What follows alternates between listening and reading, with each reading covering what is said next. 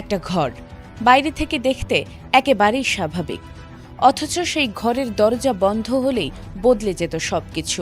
চাকরির আশায় আসা তরুণীদের কেড়ে নেওয়া হতো মোবাইল, এরপর শুরু হতো ভয়ঙ্কর নির্যাতন।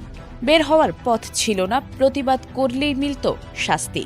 দিনের পর দিন এভাবেই চলছিল সবকিছু। শেষ পর্যন্ত একটি ফোন কলে ফাঁস হলো পুরো ঘটনা। নোয়াখালীর বেগমগঞ্জের চৌমুহনীতে একটি আবাসিক ভবনে পুলিশের অভিযানে বেরিয়ে এসেছে চাঞ্চল্যকর তথ্য। অভিযোগ, চাকরি দেওয়ার কথা বলে বিভিন্ন এলাকা থেকে তরুণীদের এনে ওই বাসায় আটকে রাখা হতো। পরে তাদের দিয়ে যৌন কাজ করানো এবং আপত্তিকর ভিডিও ধারণ করে ভিগো অ্যাপের মাধ্যমে অনলাইনে প্রচার করা হতো।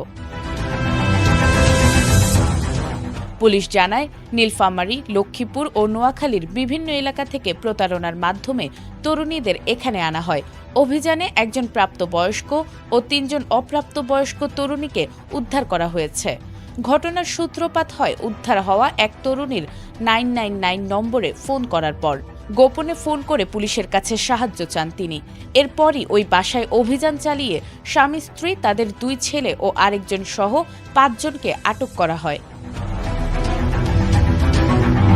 অভিযানে আপত্তিকর ভিডিও তৈরির ক্যামেরা, 6টি মোবাইল ফোন, চাবুক, ছুরি, কাঁচি এবং নগদ 1,98,000 টাকা জব্দ করা হয়েছে।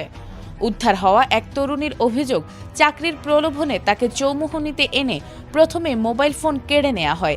এরপর তাকে জোর করে যৌন কাজে বাধ্য করা এবং ভিডিও ধারণ করা হয়। প্রতিবাদ করলে চাবুক, ছুরি ও কাঁচি দিয়ে মারধর করা হতো।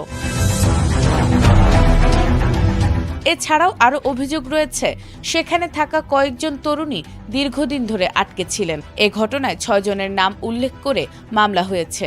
আটক 5 জনকে আদালতের মাধ্যমে কারাগারে পাঠানো হয়েছে।